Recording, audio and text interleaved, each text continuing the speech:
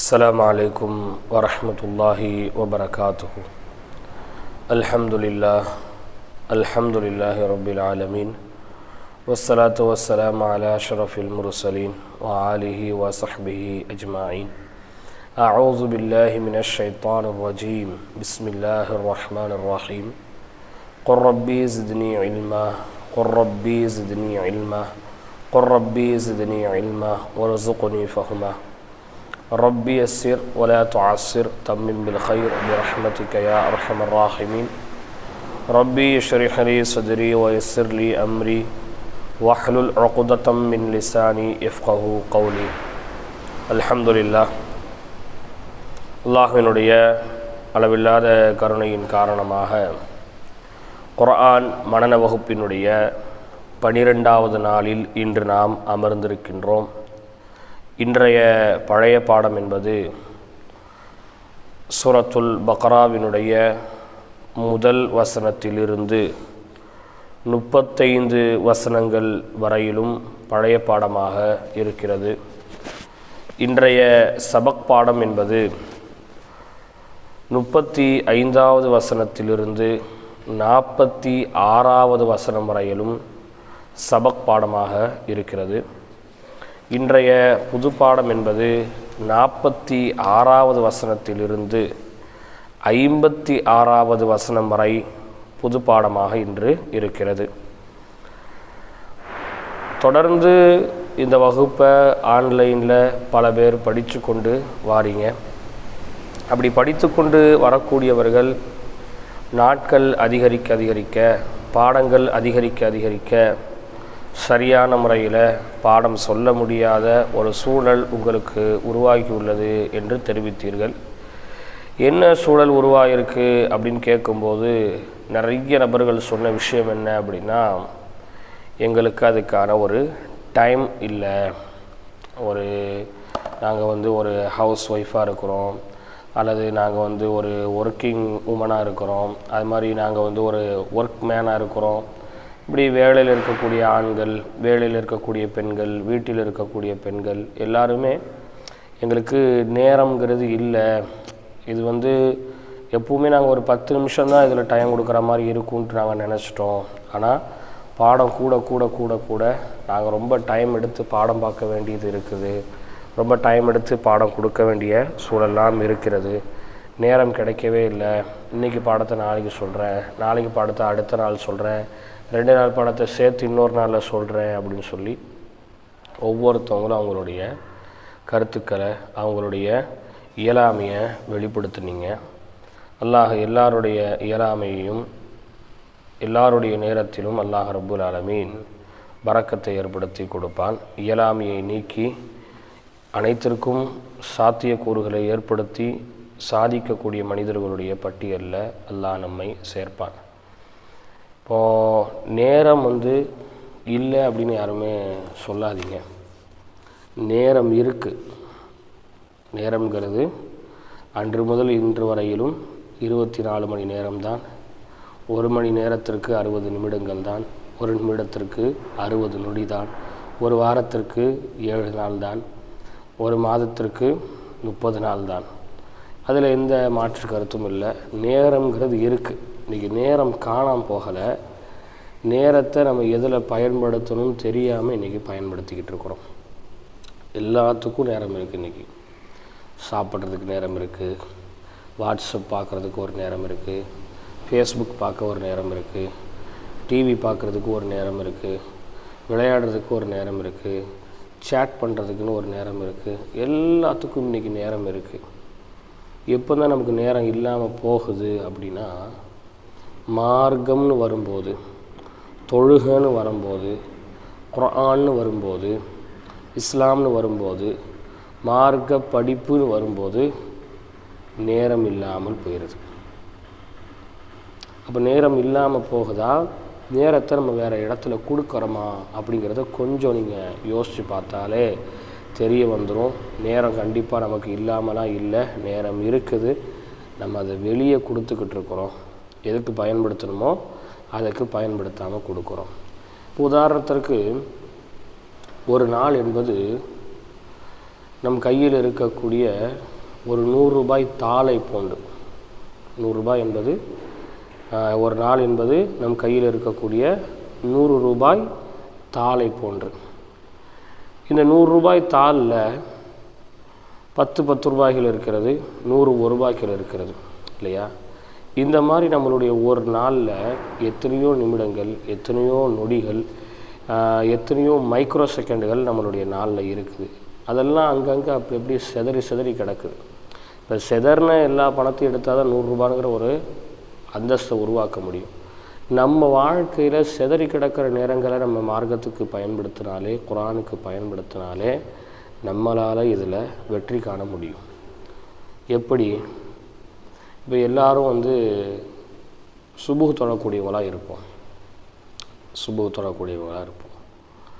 இப்போ சுபுஹ் தொழுதுட்டு நம்மளுடைய வேலைகளை நம்ம தொடங்குவோம்.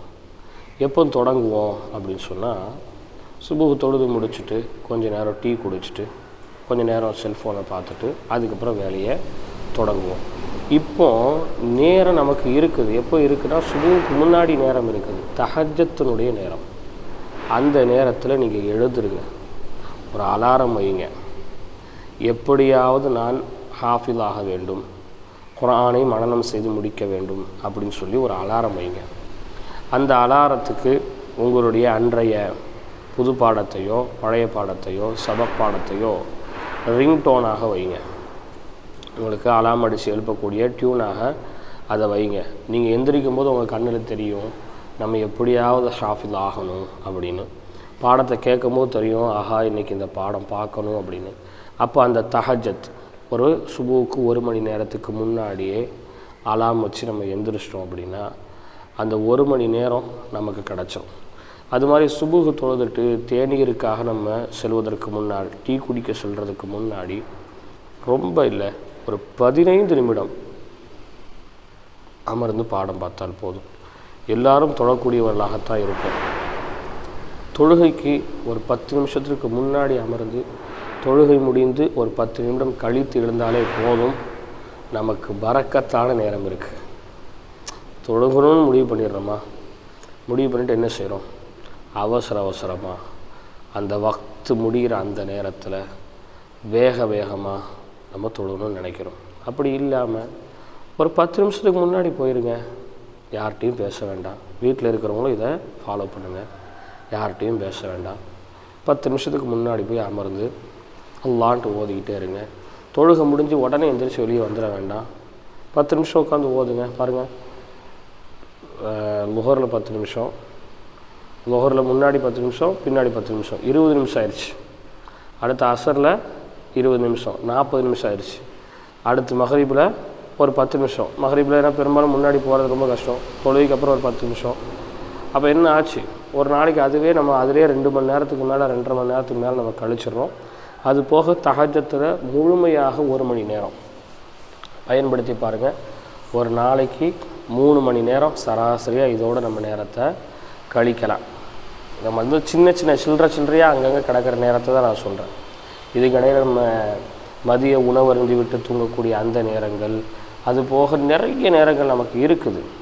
குறிப்பாக பெண்களுக்கெல்லாம் பிள்ளைங்க பள்ளிக்கூடத்தில் இருந்து வர வரைக்கும் அவங்களுக்கு ஓய்வு நேரம் தான். பெரும்பாலும் ஆடைகள் துவைப்பது, அந்த வேலைகள் இந்த வேலைகள் எல்லாம் பார்த்து முடித்தாலும் கூட அவர்கள் நிறைய ஓய்வு நேரம் இருக்கிறது.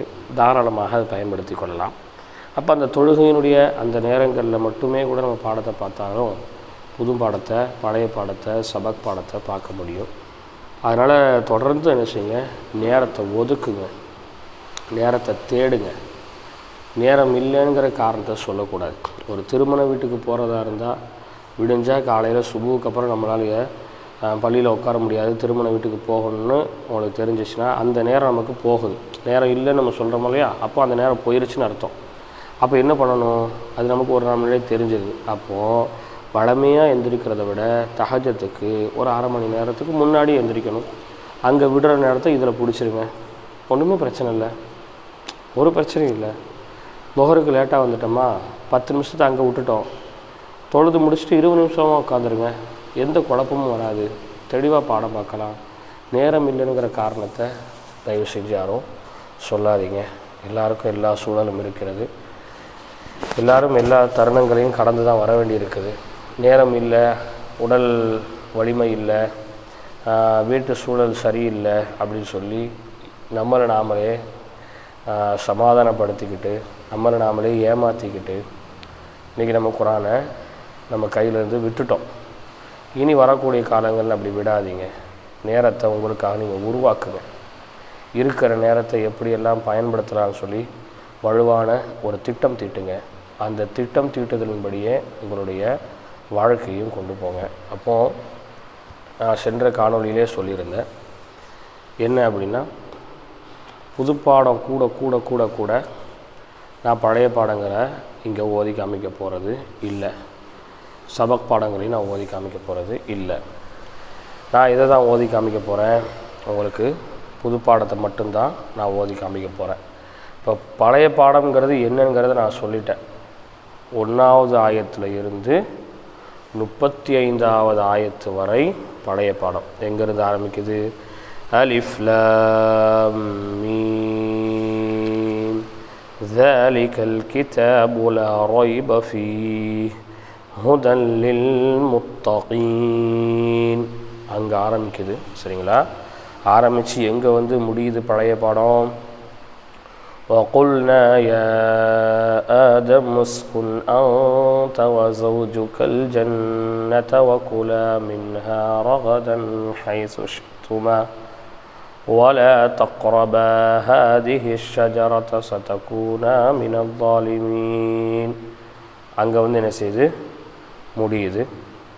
அதற்கடுத்து சபக் பாடம் எங்கே தொடங்குது அப்படின்னா, 35வது ஆயத்தில் சபக் பாடம் தொடங்கி 46வது ஆயத்தில் சபக் பாடம் முடியுது. அதாவது فَأَزَلَّهُمَا الشَّيْطَانُ عَنْهَا فَأَخْرَجَهُمَا مِمَّا كَانَا فِيهِ وَقُلْنَا اهْبِطُوا بَعْضُكُمْ لِبَعْضٍ عَدُوٌّ وَلَكُمْ فِي الْأَرْضِ مُسْتَقَرٌّ وَمَتَاعٌ إِلَى حِينٍ. அங்கே ஆரம்பித்து முடிகிறது எங்கே முடியுது அப்படின்னா,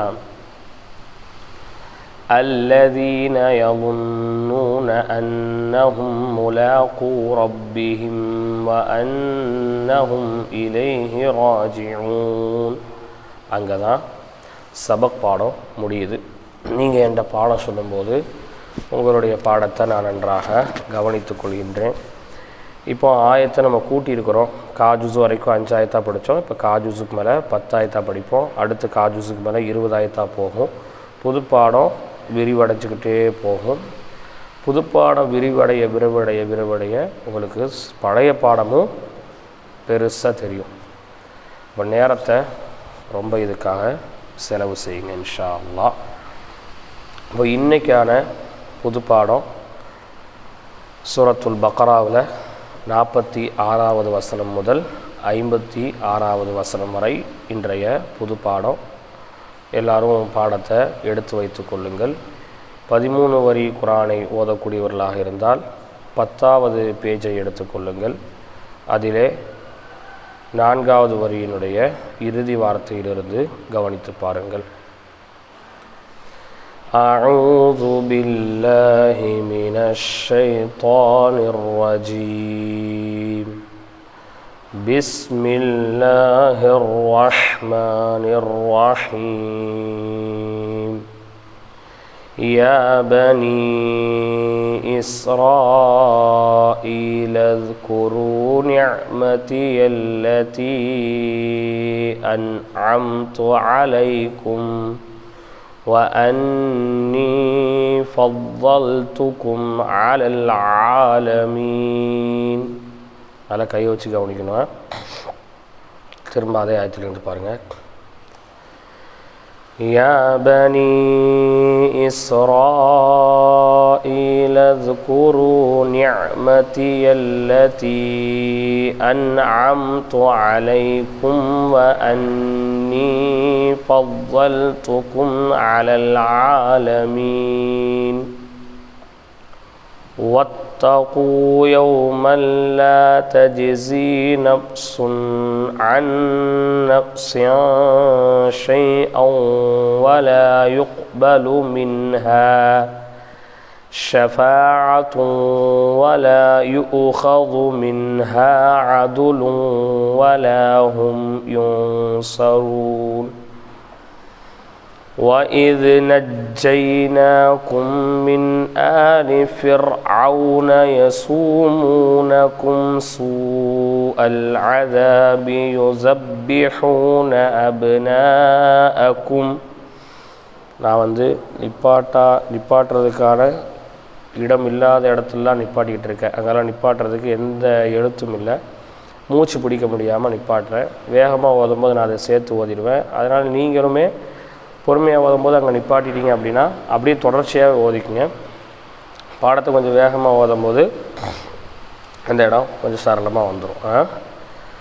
وَيَسْتَحْيُونَ نِسَاءَكُمْ وَفِي ذَلِكُمْ بَلَاءٌ مِّن رَّبِّكُمْ عَظِيمٌ وَإِذْ فَرَقْنَا بِكُمُ الْبَحْرَ فَأَنجَيْنَاكُمْ وَأَغْرَقْنَا آلَ فِرْعَوْنَ وَأَنتُمْ تَنظُرُونَ وَإِذْ وَاعَدْنَا مُوسَى 40 لَيْلَةً ثُمَّ اتَّخَذْتُمُ الْعِجْلَ مِن بَعْدِهِ وأنتم ظالمون ثم عفونا عنكم من بعد ذلك لعلكم تشكرون وإذ آتينا موسى الكتاب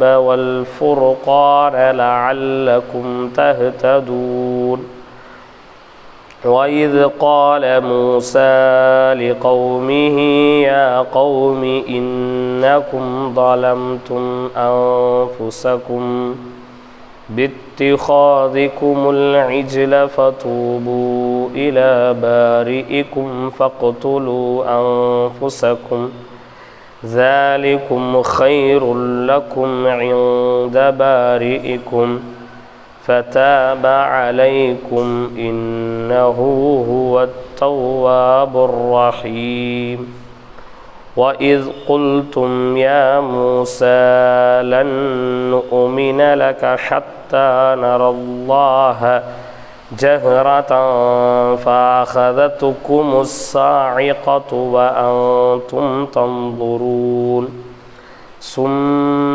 بعثناكم من بعد موتكم لعلكم تشكرون. நல்லா ஒரு வாட்டி கவனமாக பாருங்கள். ரொம்ப பொறுமையாக ஓதுறேன். يا بني إسرائيل اذكروا نعمتي التي أنعمت عليكم وأني فضلتكم على العالمين واتقوا يوما لا تجزي نفس عن نفس شيئا ولا يقبل منها شفاعة ولا يؤخذ منها عدل ولا هم ينصرون وإذ نجيناكم من آل فرعون يسومونكم سوء العذاب يذبحون أبناءكم ويستحيون نساءكم وفي ذلكم بلاء من ربكم عظيم وإذ فرقنا بكم البحر فأنجيناكم وأغرقنا آل فرعون وأنتم تنظرون وإذ واعدنا موسى 40 ليلة ثم اتخذتم العجل من بعده وأنتم ظالمون மூச்சு பிடிக்காம போதுனா ரொம்ப மூச்சு முட்டி வார்த்தை உச்சரிப்பு தவறாக வந்துடும். அதனால் நிப்பாட்டியை கொஞ்சம் ஒதுக்கேன். ثم عفونا عنكم من بعد ذلك لعلكم تشكرون وإذ آتينا موسى الكتاب والفرقان لعلكم تهتدون وإذ قال موسى لقومه يا قوم إنكم ظلمتم أنفسكم باتخاذكم العجل فتوبوا إلى بارئكم فاقتلوا أنفسكم ذلكم خير لكم عند بارئكم فتاب عليكم إنه هو التواب الرحيم وإذ قلتم يا موسى لن نؤمن لك حتى نرى الله جهرة فأخذتكم الصاعقة وأنتم تنظرون ثم بعثناكم من بعد موتكم لعلكم تشكرون. இன்னொரு பார்த்துக்குங்க. நல்லா கையை வச்சு கவனமாக பாருங்கள். சரியா? يا بني إسرائيل اذكروا نعمتي التي أنعمت عليكم وأني فضلتكم على العالمين. وأني அப்படின்னு ரொம்ப நீட்டாதீங்க. وأني فضلتكم على العالمين. பெரும்பாலும் நான் இங்கே அதிகமாக நீட்டுறதுக்கான ஒரு காரணம் என்ன அப்படின்னா, நீங்கள் அந்த பாடத்தை கவனிச்சிடணும் அப்படிங்கிறதுக்காக வேண்டி தான். எங்கே சுருக்கி நீட்டணுமோ அங்கே சுருக்கியே நீட்டி நான் இறுதியாக ஒரு முறை ஓதும்போது ஓதி காமிப்பேன். அந்த வழிமுறையை என்ன செஞ்சுக்கங்க, கையாண்டுக்குங்க. சரிங்களா?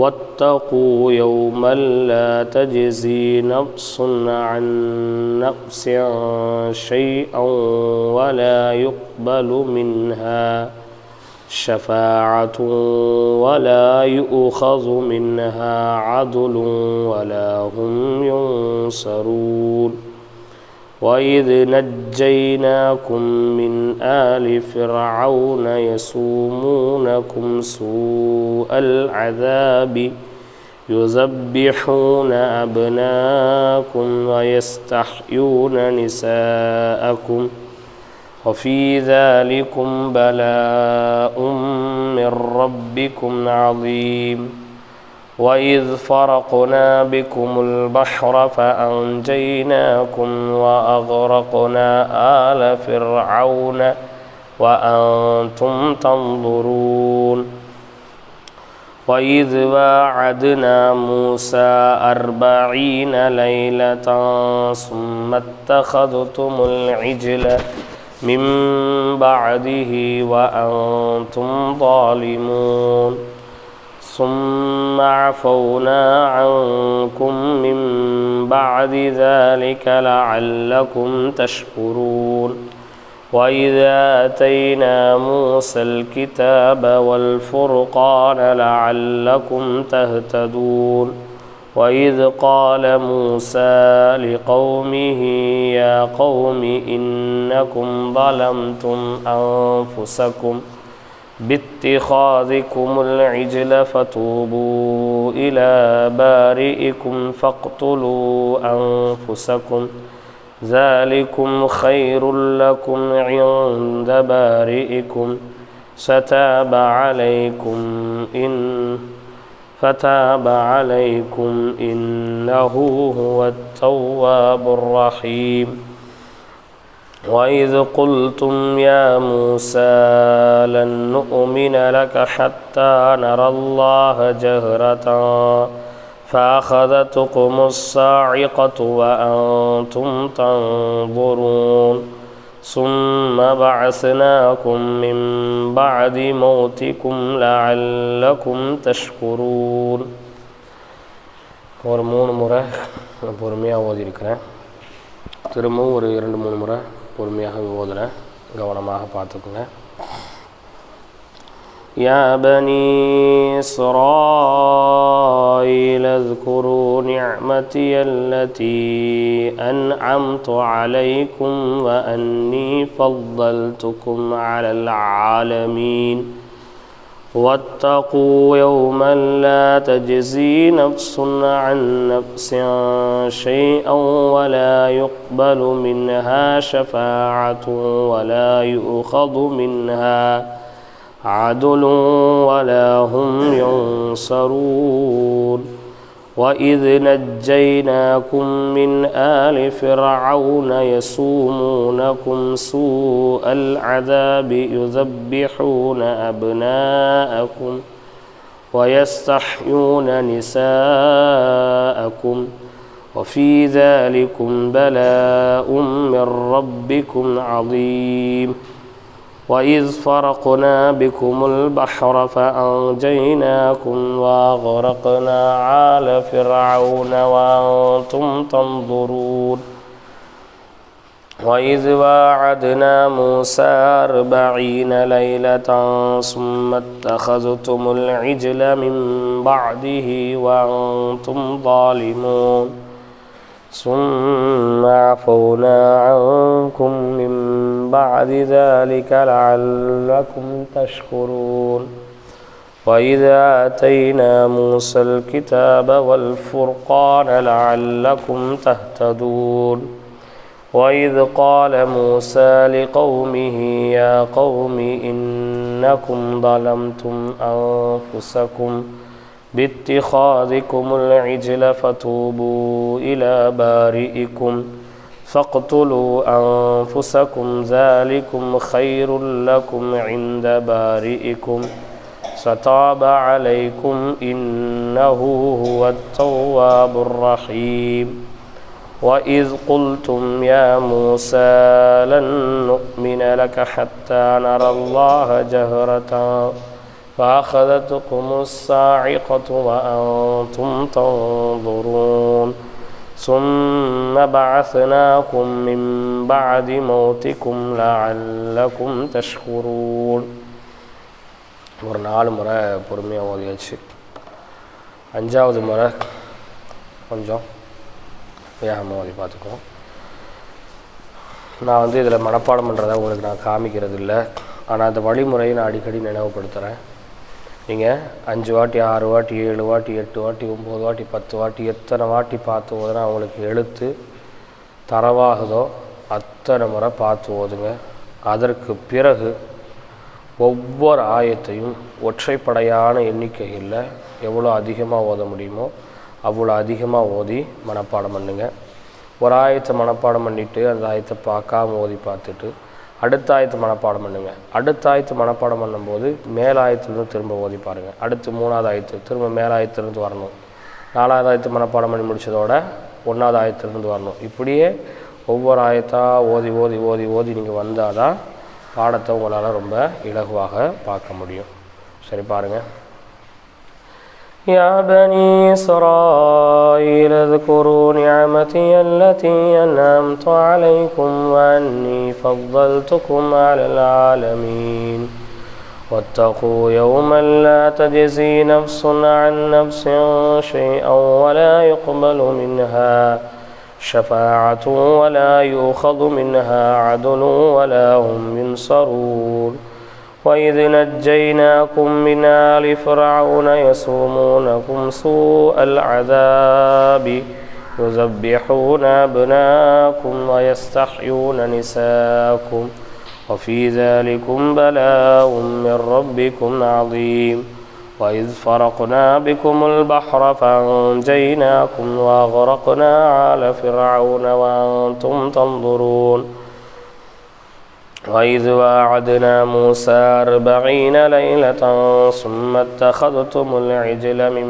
بعده وأنتم ظالمون ثم عفونا عنكم من بعد ذلك لعلكم تشكرون وإذا آتينا موسى الكتاب والفرقان لعلكم تهتدون وإذ قال موسى لقومه يا قوم إنكم ظلمتم أنفسكم باتخاذكم العجل فتوبوا إلى بارئكم فاقتلوا أنفسكم ذلكم خير لكم عند بارئكم فتاب عليكم إنه هو التواب الرحيم وإذ قلتم يا موسى لن نؤمن لك حتى نرى الله جهرة فأخذتكم الصاعقة وأنتم تنظرون ثم بعثناكم من بعد موتكم لعلكم تشكرون.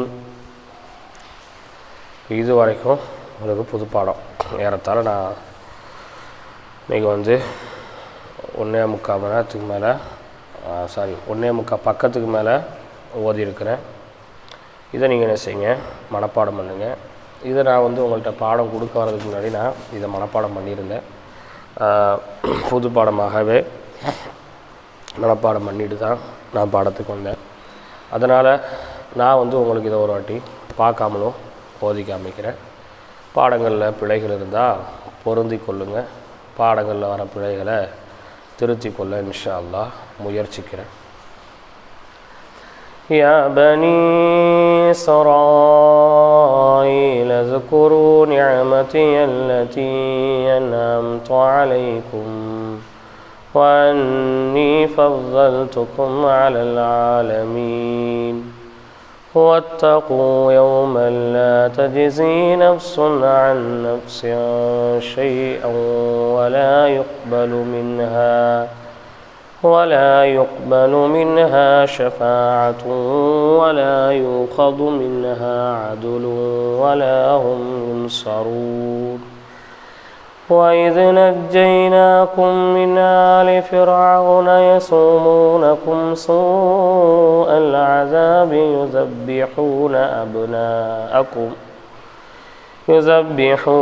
أبناءكم ويستحيون نساءكم وفي ذلكم بلاء من ربكم عظيم.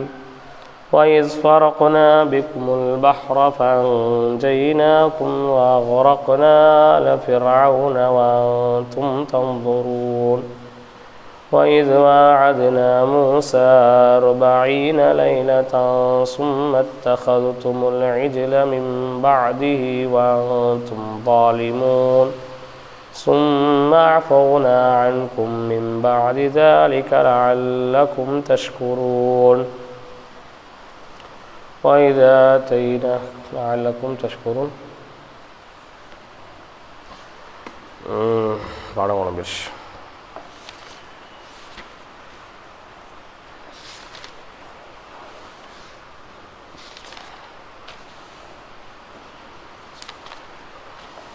لعلكم تشكرون.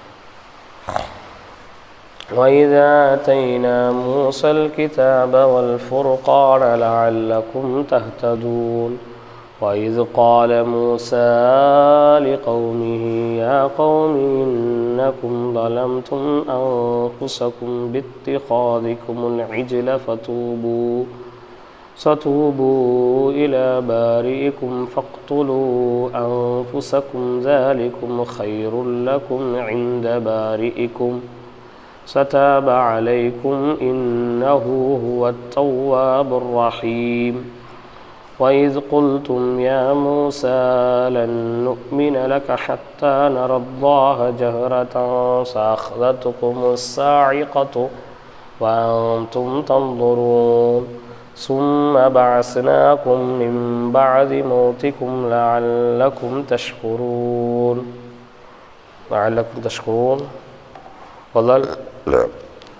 وظللنا عليكم الغمام وأنزلنا عليكم المن والسلوى. لعلكم تشكرون முடிஞ்சிருச்சு. சரியா? பாடத்தை இன்னும் நல்லா தரமாக இன்ஷா அல்லாஹ் நானும் பார்க்கணும், நீங்களும் பார்க்கணும். நாளைய தினம் ஒரு புது பாடத்தில் சந்திப்போம். இன்னும் இந்த மதரசாவினுடைய இரண்டாவது மதரசாவினுடைய அட்மிஷன் நடைபெற்று கொண்டிருக்கிறது.